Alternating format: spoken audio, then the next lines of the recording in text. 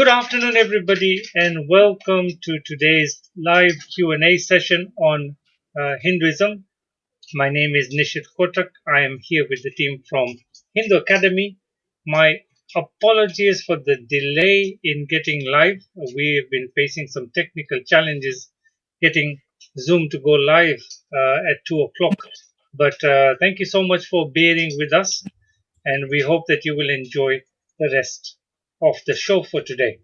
Before we get started, may I suggest we have a minute silence to honor His Royal Highness Prince Philip, as we are having his funeral today.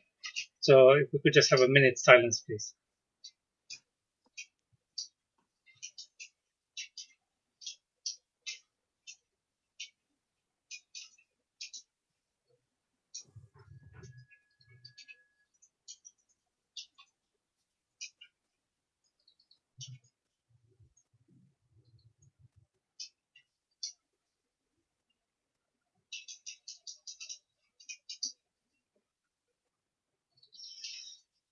Thank you very much. And so today we will be discussing a couple of things on Hinduism, but a festival that we are celebrating coming up this week is Ram Navami, which is on the 21st of April.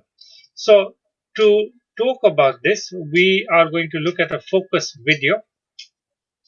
And this video, I will just bring it up on the screen.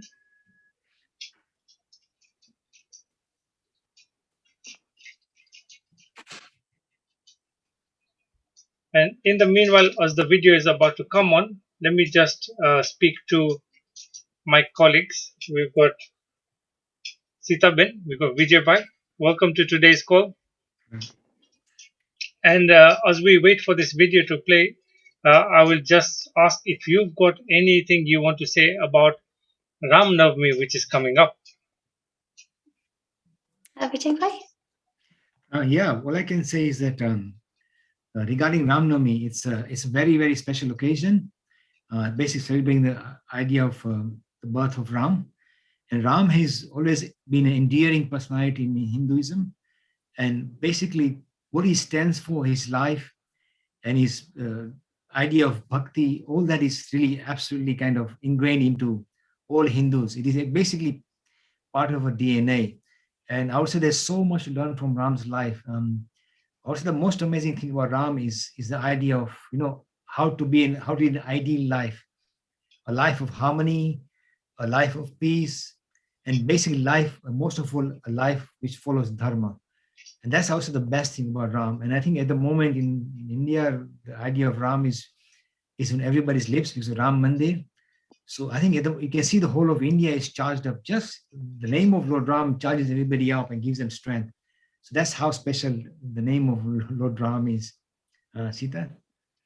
Yeah, I mean, he's been, alive within Hinduism for, so many thousand years. And the fact that, he's such an inspiring personality, even though he lived such a long time ago, is a real testament to his character and the wonderful story of the Ramayana as well.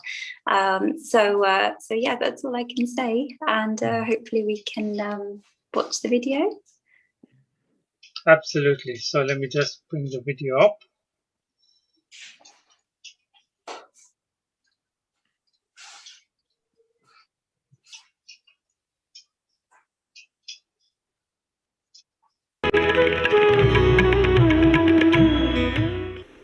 Next, you see this Ramakrishna. Remember his parents.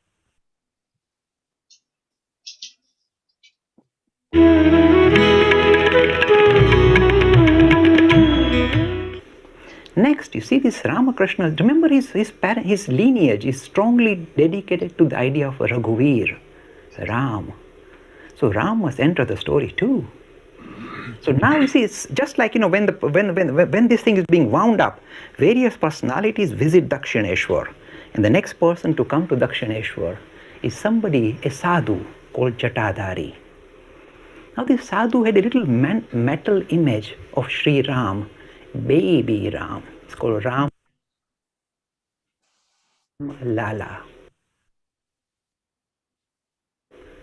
Now he looks at the image as if it's alive. He feeds it, he talks to the image. People think, of course, he's gone mad. But he sees the real God there. The other people cannot recognize it, but this Ramakrishna can recognize. And he realizes this person is realized. He's able to see real God playing and interacting with him through this little figure. This figure has come alive. Now you see, for the rest of us, you may think, now exactly what is he perhaps gone a bit mad? I mean, how can he possibly see things which the rest of us cannot see? Let me tidy up, because it may appear as if this is his own, he's living in his own mental world. He's gone mental, in fact. Let me tidy up. When, for example, God becomes visible to you in front of you in real life, we are successful. Do you know what it's like? The intensity with which you experience this God is far superior than the intensity with which you experience the rest of human beings. They appear like cutouts. So you can imagine the cutouts can never see this real living thing. They are cutouts. So other people say, well, what is he talking about? Well, they're just like little shadows. They chatter. What is he on about? And yet the person and that ideal, the deity becomes alive. They interact in the most personal manner. And the reason why it becomes possible is because this person and that person are closely linked. They're both spiritual beings. And they are visible to each other because they are both spiritual beings and not material beings. So the rest of the material kingdom doesn't bother them. But that experience is not some fuzzy experience, not some make-believe experience. It is a dramatic, very real experience. God is more visible than the rest of humanity. That is how it is, how dramatic it is. So here is the Jatadhari playing with Ram. Nobody else recognizes what is happening. And at the end of his stay at Dakshineshwar, he told Ramakrishna, you are the right person to look after this Ram Lala. I'm going to leave him to you. And I've done my life's work, and I will go away now. And since that time, look at the story unfolding. This little baby, this baby Ram comes alive in the story of Ramakrishna. Look, I'm trying to tell you an extraordinary story in the most ordinary language I possess. And yet, I cannot compromise it. Now this is what Ramakrishna says. He says, sometimes I would take this baby Ram to take a bath in the river Ganga. He would splash water, he would be very naughty, and I would scold him, saying, stop it, you can't do that. It's time, you had enough. No, I want to stay in the water. No, enough now, come out. You can't stay too long. And he would cry, and I would drag him away and tell him off, and he would sulk. Can you imagine this kind of interaction in this day and age with a living God in our times? Real, very real, my friends. There is nothing make-believe here. Comes alive.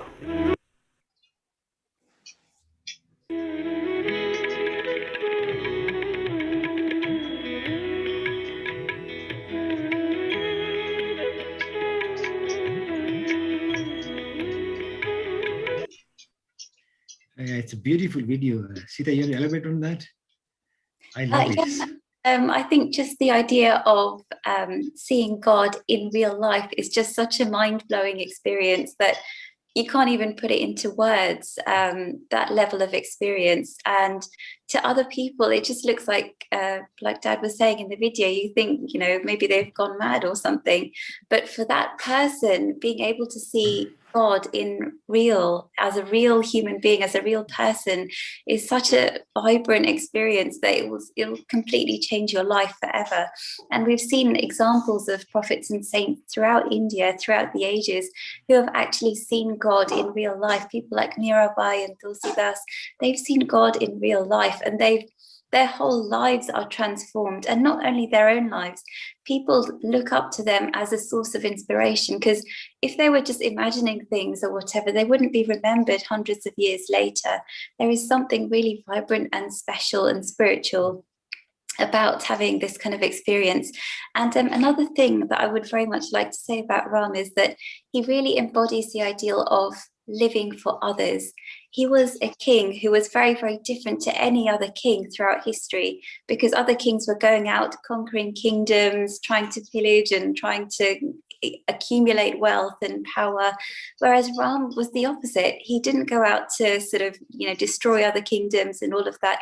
He actually went to Sri Lanka, and he actually tried to assimilate and integrate the civilizations of the north and the south.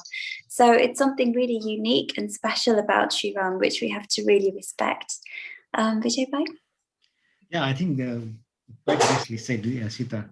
I mean, also remember that Ram was a king who basically lived, as I think Jai Bhai said so many times, for principle rather than possession. You think about it, when he was told by Kaikeyi that, okay, you have to go to the forest, he didn't argue saying, oh, I want my kingdom, how dare you throw me out, this is my realm. No, he just walked out, just on a basis of principle, he just walked out, no questions asked. I mean, considering that in this day and age, we even fight for small things like a car or a phone or shoes even, and somebody just flick a kingdom away and walk away. That's just absolutely amazing. Also, something else you see, if you read the Tulsi Ramayana, the dynamics you see between Ram and say Hanuman, the love that Ram has for Hanuman is absolutely mind-blowing. And then that's at that time. But also the fact that it happens almost like just 150 years ago with Ramakrishna is absolutely amazing. I mean, think about the idea of Shabri and Ram, the dynamics when Shabri met Ram, and the emotion that comes out from Tulsi Ramayana is absolutely amazing. You can see why Shabri and Hanuman love Ram so much. As Sita said, even this day, Ramakrishna Paramahansa did as well. So he's been an endearing personality for so long. And he's actually almost like a pillar of a Hindu civilization. And I'm so glad that at the moment now they're building a grand temple to honor him, who has done so much for India and is part of Indian psyche for thousands of years. Yeah, that's what I can say for that. It's absolutely amazing. So, Vijay Bhai, I mean, the Ramayana is such a cornerstone of of Hinduism. It's one of those epics that everybody loves learning from and reading all the time. But one question a lot of people ask is it something that happened in reality? Was it a historical event? Or is it something that was just made up, by some learned people? Yeah, a good question. Personally, I think there is a very strong, very good historical basis.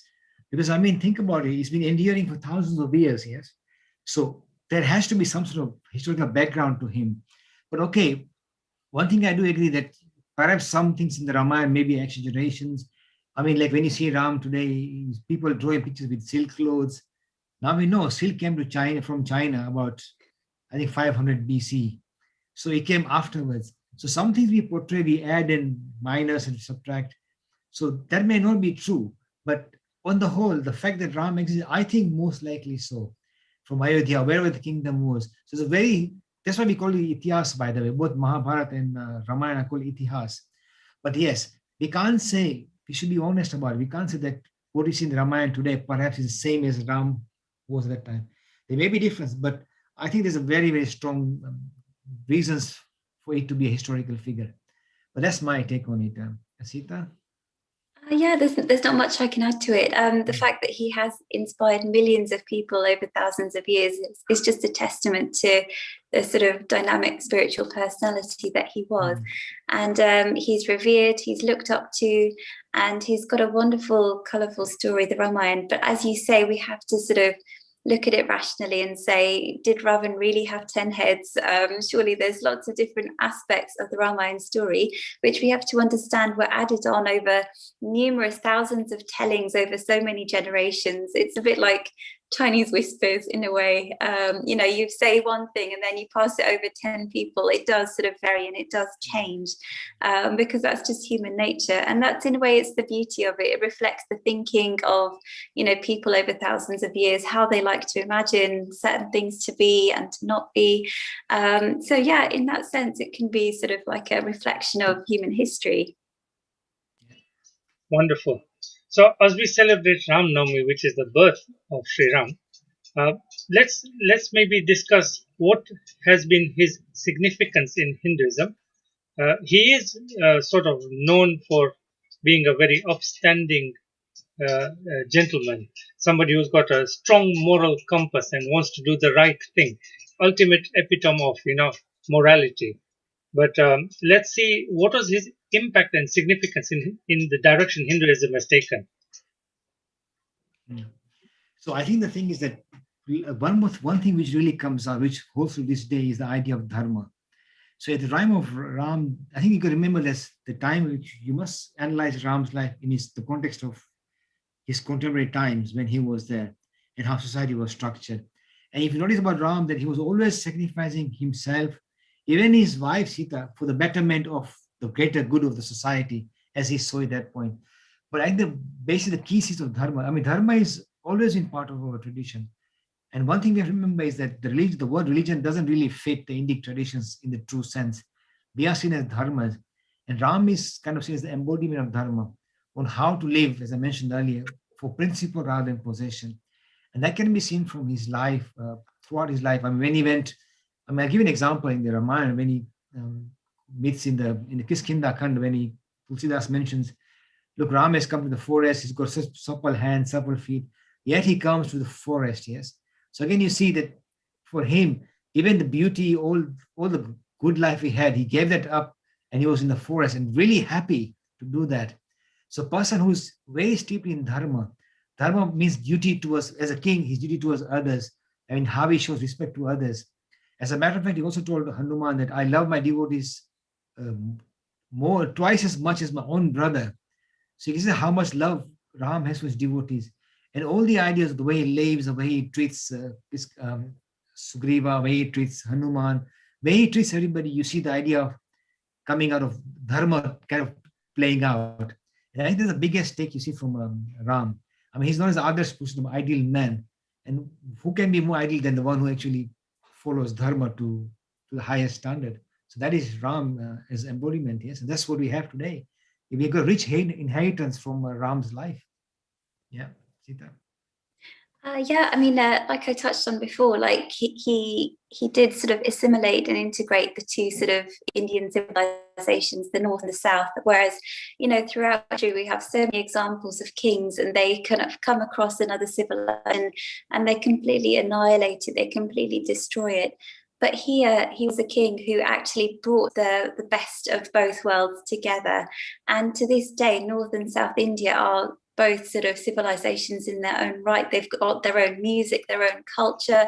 One didn't come along and destroy the other. So that's a wonderful example that Ram has set. And I wish that other sort of, you know, kingdoms throughout history would have followed such a wonderful example of integrating and assimilating rather than going out and destroying. There's so many civilizations throughout the world which have been completely annihilated. So it would have been an amazing, what kind of a world would we be living in if everyone had followed Ram's example? Well, another question to explore, that a few people have been asking is, there are so many versions of the Ramayana. There are, depending on how you count, I think up to 300 different existing versions. So the most well-known one is the sage Valmiki version, or the Sanskrit one, which has then gone on to be adapted and translated into various languages and has gone to the sort of Southeast Asia continent, if I would say. And but the question remains this: which is the most original version of the Ramayana? Because I'm sure every other version has got its own take. And like Vijay Bhai said, we have to take things into context of the time they were in at that time. And at that time, everything was more or less by word of mouth. Teaching and passing on stories was how things were. And every storyteller then embellishes a little bit, or the truth gets a little bit lost. So what is the most original version of Ramayana? It's tricky to say because Hinduism is a free system where everybody who's spiritually inspired will write his own, because of love for Ram, they write his own Ramayana, and they're bound to be slightly different. You're right, it's about at least over 100 different variations. But from what I know, the two most popular today, I believe, is the Valmiki Ramayana and its translations, and the Tulsi Ramayana, which is about, I think, 500 or 600 ago, which is the one in Awadhi language. These are kind of the two main ones. But yes, there's one, I know Ramayana even from the viewpoint of Sita, interesting enough. So there are all kinds of Ramayana, not one. But that's one thing about Hinduism, because you have kind of a so to say, a spiritual democracy, as Jay Bhai used to put it, we will have a lot of variation. That is one thing you have to pay. I mean, you think about it, if you take a scripture from some of the Abrahamic faith, and you read a new version and do your own version, you'd be accused of blasphemy, right? we don't have that concept. So I think sometimes people said we pay a price in that sense because we allow the freedom of thought and freedom of people to express themselves. So we are bound to have many versions of Ramayana. But I think some of the versions are most popular, most endearing, which people have kind of, which makes the most sense, which people love the most. They will endear and kind of progress and spread out. But yes, there are many. I have got about 4 different versions at home. But yes, there are very many versions. But that's something, I think that's how Hinduism is. So I think one thing to be very careful about is that Hinduism is not a people, it's not a religion of the book. That's one thing we must keep in mind. It's a religion of we are an experiential religion. So the Ramayana read is to inspire you to progress spiritually. That's the aim. It's not something you follow blindly and say, okay, I believe, I follow Ramayana, I follow it, I'm going to get to heaven. It doesn't work like that for Hinduism. It's a book of inspiration. So if you're inspired by Ramayana, then you be like Ram. And that's the beauty about Hinduism. So we have to be very careful that many books are there. Some are more older, more authentic, some are not. But that's how the ball rolls, I guess. Sita, Ben? Yeah, no, I think you've covered it basically. I mean, it's very difficult to know the historical accuracy of each version of the Ramayana, but you just have to take, the main message of the story and sort of make it your own. So adopt the ideals of Ram. If you love Ram, then adopt his ideals and live a spiritual life for other people rather than for yourself. And he demonstrated that in every aspect of his life, not just as a king, but also in his personal life as well. He gave up what he loved the most, his wife Sita, and he gave her up just to sort of set a moral code for the rest of the kingdom, which is one of the most hardest things to do. Whereas other people would maybe do the opposite. They would be like, "Oh, forget everybody else." But Ram was actually saying, I give up what I love, the most dearest person to me. I'm going to give her up to protect the moral fabric of my kingdom. And that's something that's really inspiring. So that's very interesting you mentioned that, because we have a question from Prasanna Nand Jha on YouTube. And it's around the same thing. They're saying that, when Sita went through Agni Pariksha, both Ram and Sita suffered so as to establish an example for the people of Ayodhya. But if Ram was Maryada Purushottam, he should have defended his wife, no matter what, instead of proving her chastity to the general public. Sita, you want to have a go? Yeah, I mean, again, I think we don't know what the sort of thinking of the people was at that particular time, thousands of years ago. We don't know. And possibly it wasn't possible to convince people that way. Maybe he thought that there would always be some element of doubt in people's minds over this. So the way to make a sort of clean sort of sweep and say, look, I'm giving up this my wife in order to demonstrate and to make an example that you can't go around sort of staying with lots of different men. It's not acceptable. I think unfortunately it feels like the only way that he was able to do that was by setting an example for himself, and in a way that they're both having to sacrifice to sort of keep up the moral fabric of the kingdom, really.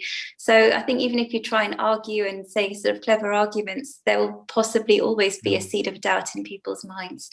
Vijay Bhai? No, I agree. I think the Ram in that scenario is actually, we face this kind of situation every day. We have to make two critical decisions. And don't forget, Ram was actually a king. So he was actually not only responsible, say, to his wife, but also to the public at large. So how does he balance this idea as a duty of a king? Don't forget, kings are required to also die for their public in battle. I mean, for him to give up Sita may be tough, but what is best for his kingdom and for the vast majority public? So if somebody, as Sita says, somebody who's sacrificing their own well-being for the betterment of others, it's very hard to do. I mean, even now, it's a struggle for us. Most of us just close our eyes even when we pass somebody who's struggling or poverty. So somebody who has to make the decision is very tough. But yeah, it's a question of the society, how it was at that time. And I think he made a decision on that basis. Yeah. So I think the message you can learn from them is that sometimes we have very tough decisions to make. And this is what that particular incident kind of tells us. Yeah. Yeah. Wonderful. So, folks, if you're watching us, you would be either watching us on YouTube or on Facebook on our channels at Hindu Academy. Thank you so very much for your comments, for your questions. Please keep them coming. And next, I'd like to ask a question from our regular viewer from South Africa, Charmaine. She says she read a commentary on the Ramayana where it is compared that Sri Ram is like the Atman, Lakshman is the Jiva, Sita is like Maya, the three mothers are the three gunas, and Ravan is the lower human desires or the vices, and the golden deer is materialism. Do you have any comments on this? Okay, I've read that once somewhere as well. And I think many people see that. I mean, if you want to use it as an example, so be it. I think some people have just, I mean, I guess what I can say, you can always take this character and fit in certain situations. Hinduism has got so many different ideas, and that kind of looks almost correct. I'm not sure about Sita with Maya, then I'm not sure of that one, but the other kind of fits, right?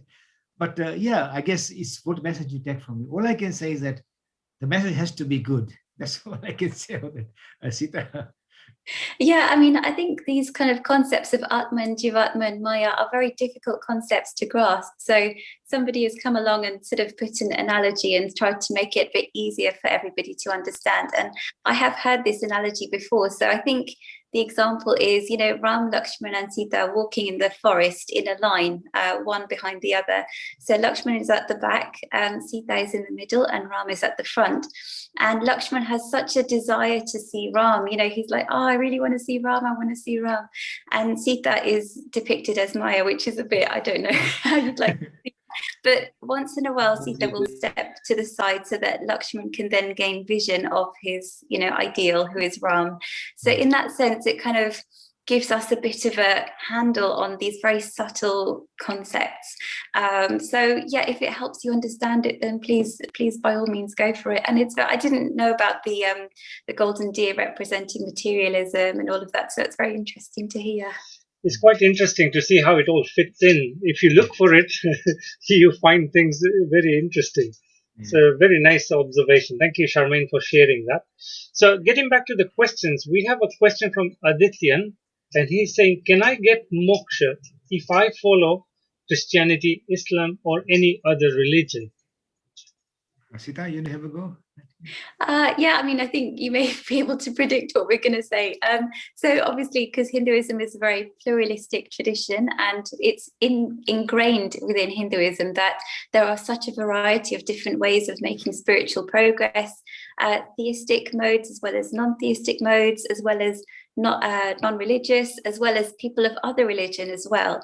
And that's been demonstrated clearly through the personality of Sri Ramakrishna. He was able to achieve enlightenment through the paths of Christianity and Islam, as well as the variety of different approaches within Hinduism. So he is the best example. I mean, it's very easy to write about it in books and to just talk about it, but he is somebody who has actually experienced it and actually shown us that these are valid pathways for making spiritual progress. But having said that, if if you're naturally inclined to going towards a particular religion, then by all means go for it.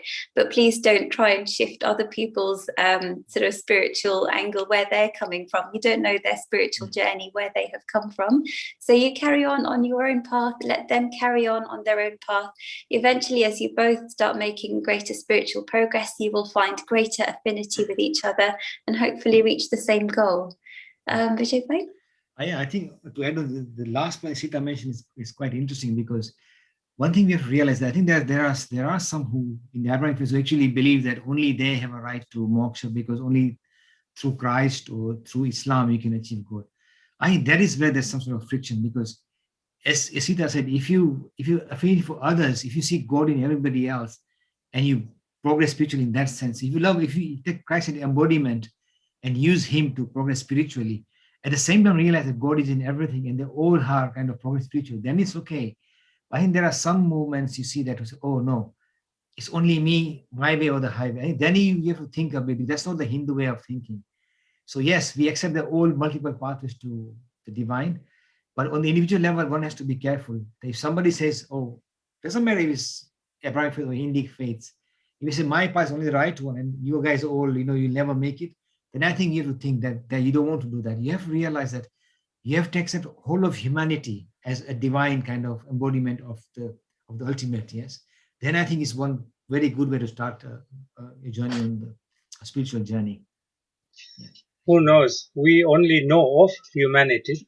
out Yes. there in space, there may be other living beings, Yes. maybe non-human also, and then how will you deal with that? So Yeah. you're very right. I mean, there is many pathways, to each his own. Yeah.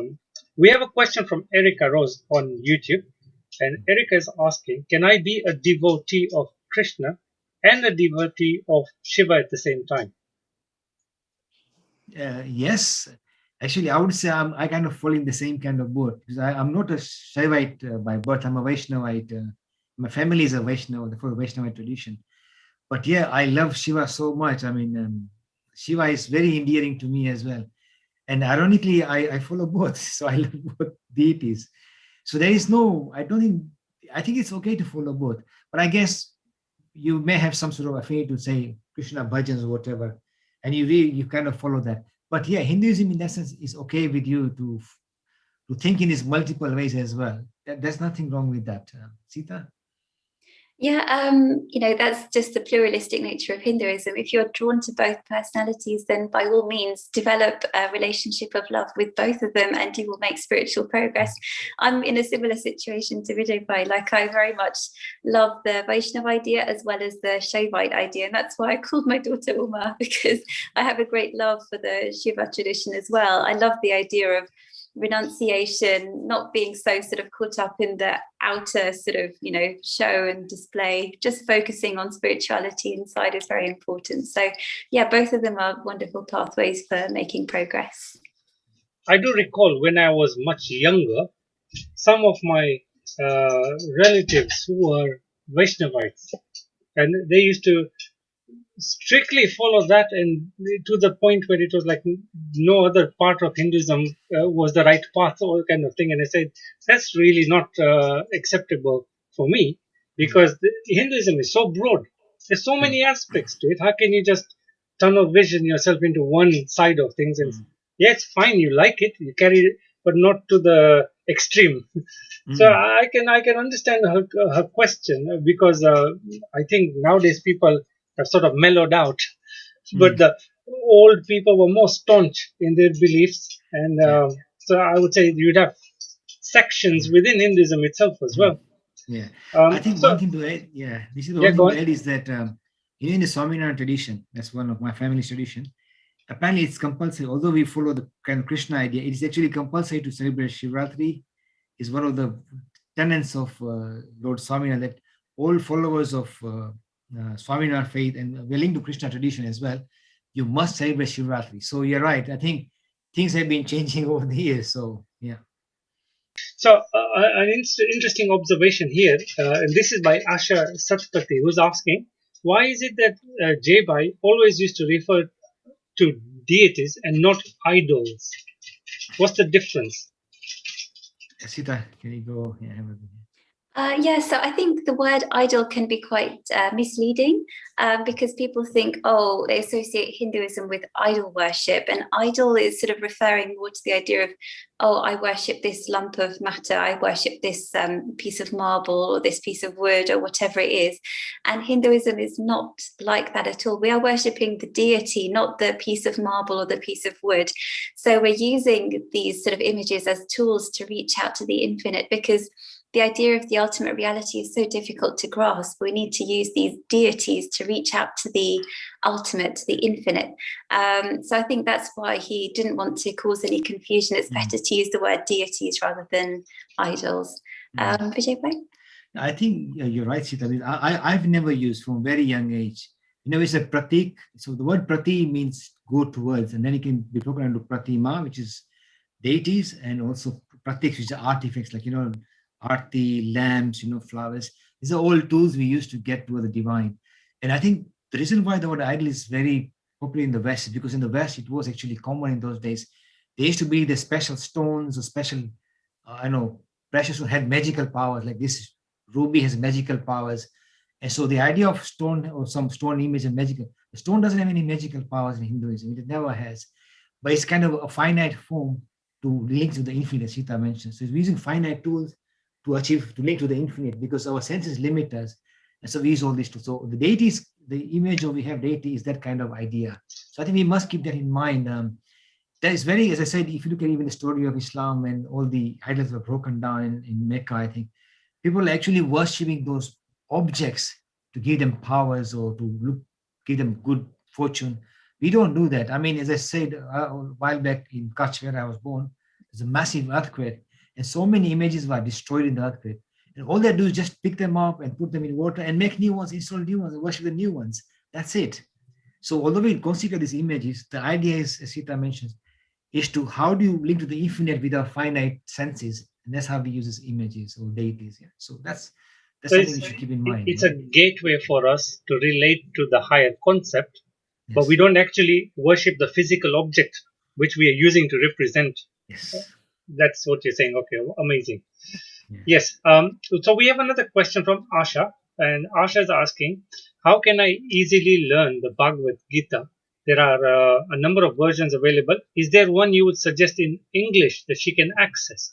And then we have Satyam Singh, who had suggested Paramahansa Yoganand's translation on the Bhagavad Gita as a good one. I think I agree with the using that's one of the good ones. The one with the written by Paramahansa Yogananda is one of the good ones.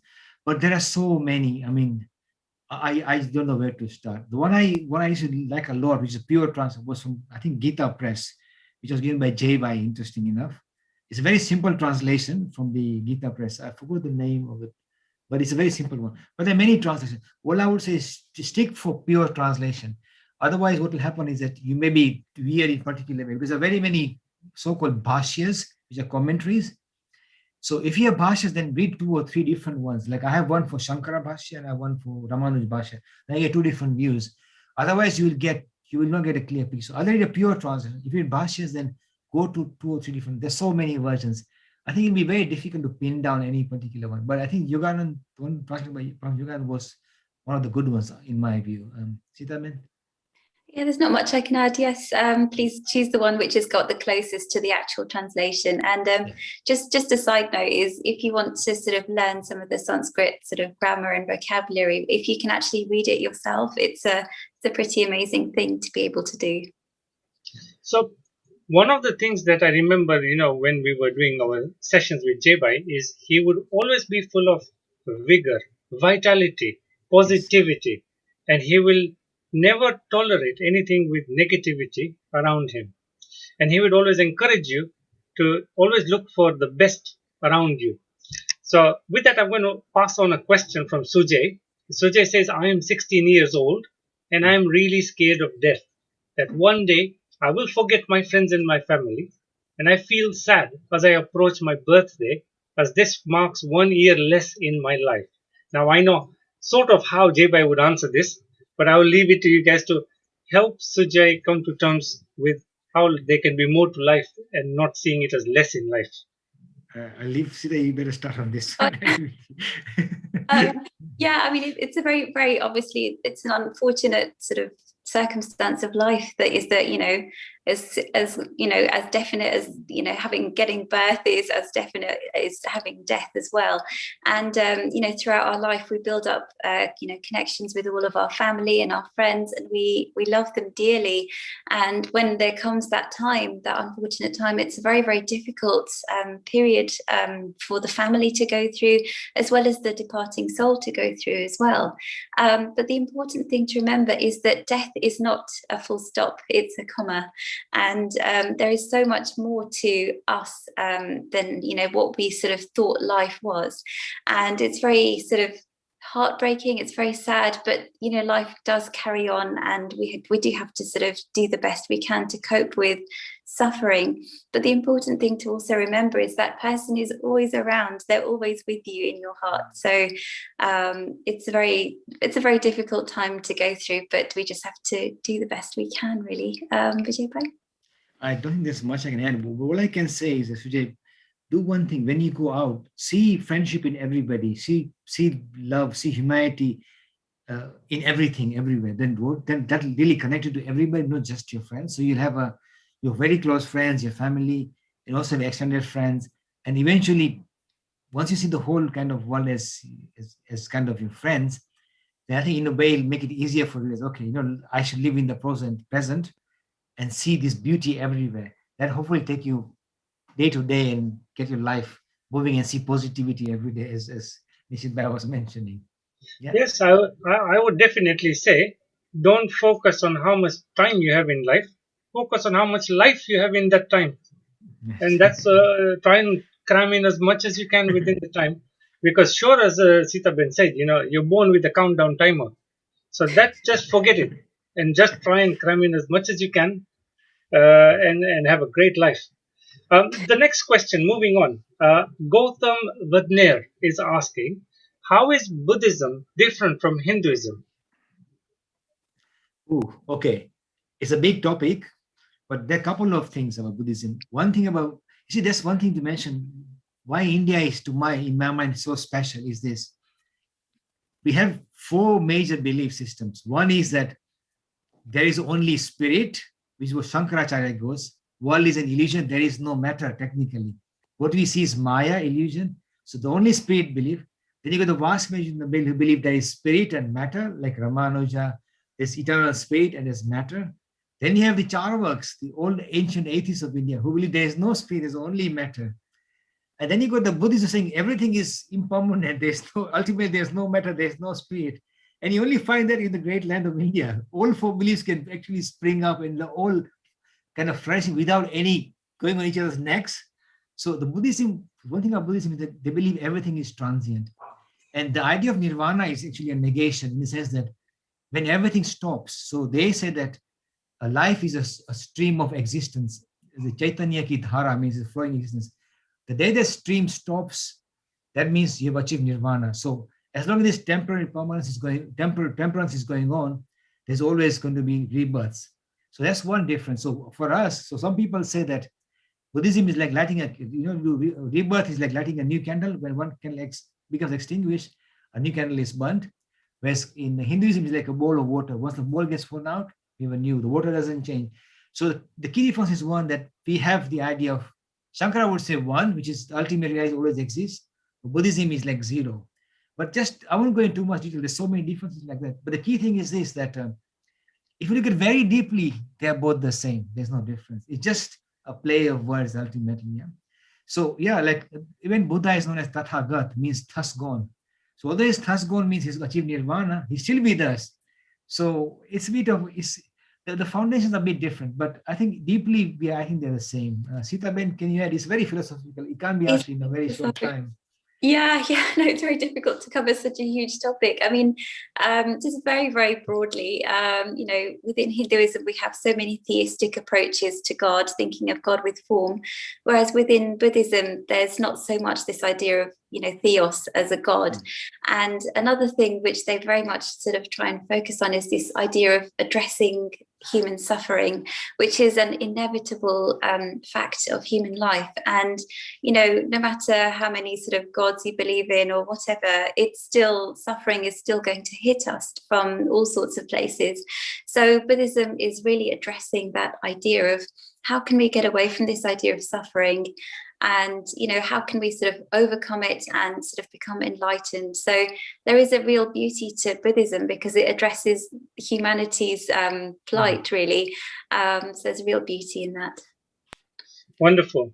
The next question is from Satyam Singh, and it's quite a simple, straightforward question. What is enlightenment in Hinduism? Okay, Sita, you never go.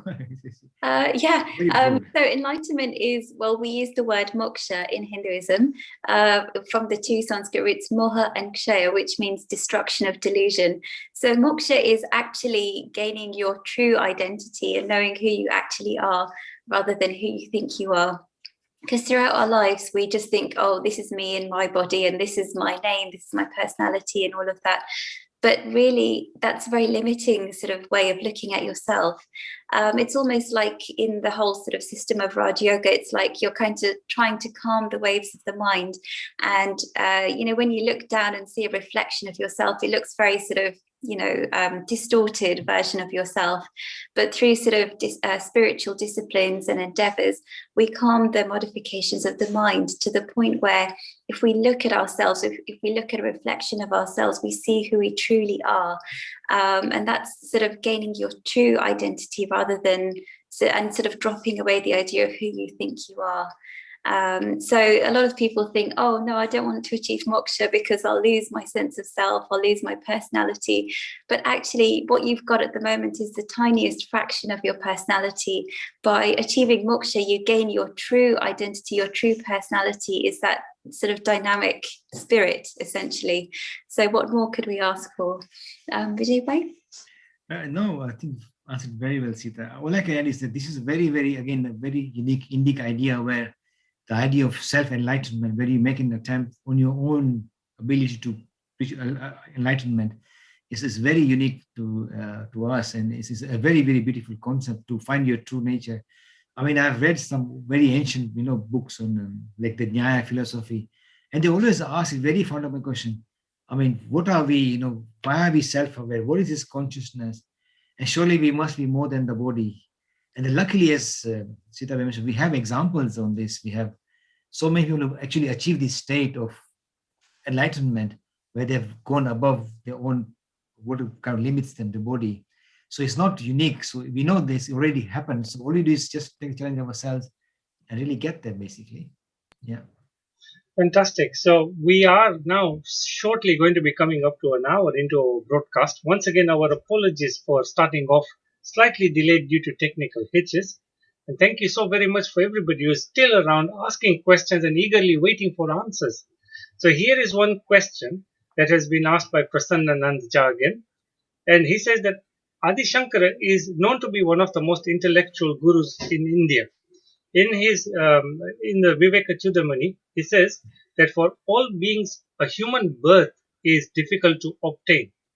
More so is in a male body, and rarer than that is Brahminhood.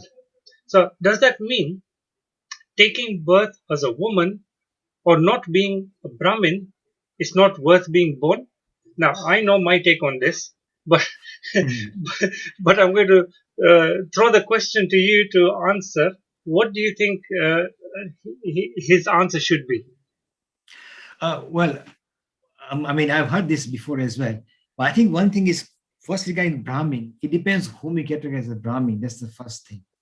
Is it Brahmin by birth or by ability? So if it's by ability, that means you've done so many good karmas in previous life that you actually born in a family which is geared towards spirituality. So you must have made so much effort in the past lives, yes, for spirituality. Again, the idea of the human male birth, that I cannot say what it means. But does it mean, because, sometimes even they use the word mankind, manhood in that sense. So really, I cannot say on that one. But again, maybe different of society at that time, perhaps, that women were maybe not given that much freedom, whatever. But having said that, even at that time, there were great women scholars as well. I mean, he knows because he actually had a challenge from, I think, I forgot the name of Mandan Mishra, his wife. He fought a huge battle in philosophy with her as well. And he challenged him that, by the way, you cannot challenge me because you haven't lived a householder's life. So he actually bowed to us and said, yeah, that's true, I haven't. So he went away, and I think he had to transcend his body into king's body and experience it, then to challenge them as well. So I can't add more than that on that, Sita. Yeah, I think you really hit the nail on the head. It's very much the idea of, are you born into a Brahmin family or are you sort of Brahmin by nature? And we really have to sort of focus on what it means to be Brahmin by nature. That means you're naturally spiritually inclined, you're more drawn towards knowledge and art and higher sort of ideals rather than sort of materialistic ideals. So I can understand what he's saying. It takes a lot of effort to have gone through so many lives to get to that point where you're yearning for spirituality and sort of higher knowledge. So I completely agree with that. What I don't so much agree with is this idea of, if you're born as a female, then you're in any way sort of inferior. And perhaps it's just a reflection of society at that particular time, because, thousands of years ago, we've had this sort of idea of men being superior to women. And it's an unfortunate sort of social convention, which is changing dramatically now. So hopefully it's equally be a woman now. I was going to say that it was a patriarchal society at that time, more or less. I mean, it depends where you are in India. I think the south was matriarchal, the north is more patriarchal. But yeah, I mean, those were times gone. This is a different time totally, and you do not have to correlate the same thing in today's time. It's not, does not fit in. Like Jayba used to say, don't shoehorn something in if it doesn't fit. We have one question from Satyam Singh. He said, there are many great teachers who have used meditation as a way to achieve liberation. But who actually came up with this idea or concept, or how did they stumble upon this? Like, we say in Hinduism, we look for a way inwards, not outwards. So how did that concept maybe come about? Do we know any person who's sort of credited with this? Not to my knowledge. I mean, all I know is that if you look at the Rig Veda, you see the earliest verse of Rig Veda in the Samhita and the Brahmana, which is rituals. You see there's a lot of outer rituals taking place where you worship Indra, the force is personified, as Vayu, all that. And then all of a sudden, you can see in the later portions of the Vedic scriptures, they just went inwards after a while. It's, okay, we have got outer prosperity, whatever. But what are we inside? I think it's been a very, very, very, very early kind of turn of events in India that this started happening. And it's so ancient that we start looking up inward very, very early. But I do not know of any kind of person. But it's so many ancient rishis you hear stories about in the Puranas, very ancient Puranas, that they've been mating for hundreds of years, 1,000 years to see inwards who they are. It's a very ancient idea. But I'm not sure if it's linked to anybody, except for the fact that it was codified for the first time by Patanjali. But before that, it's always been part of India, always been part of our tradition. And even Rig Veda, the Aranyak portions, the Upanishad portions, they all talk about meditation. But as of now, I'm not sure of any particular individual as such. I'm not sure, because it's so old. I think even before we start writing things down, the Hindus have been doing this. So yeah, I don't know if you can add on more on that, Sita. Yeah, I mean, I think, there have been these rishis, people who have sort of sat down and meditated and found God in that particular way. I think over thousands of years, it's very difficult to pinpoint it to any particular one. And it reminds me of Vyas, for example. Vyas is actually meant to be a compilation of the teachings of, so many different rishis over so many years.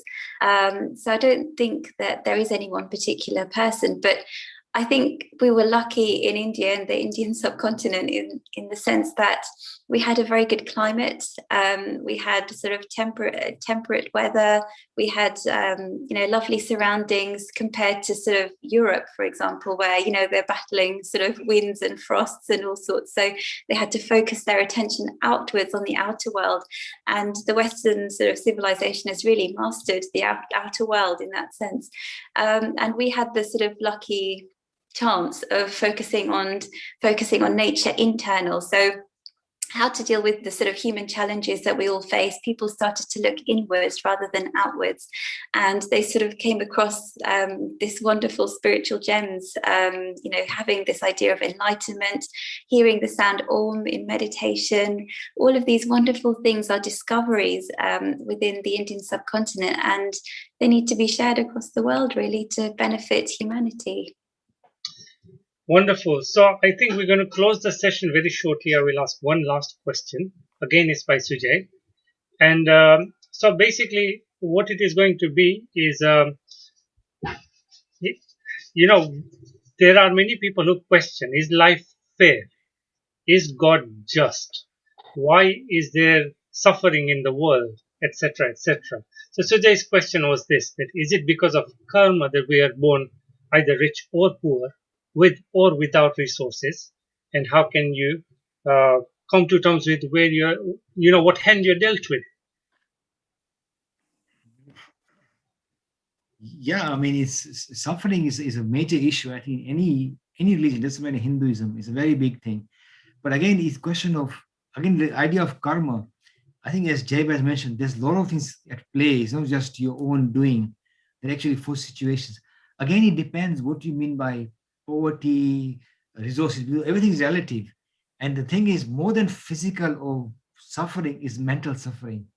And doesn't matter how rich you are or how many resources you have, there is something you can't avoid, yes?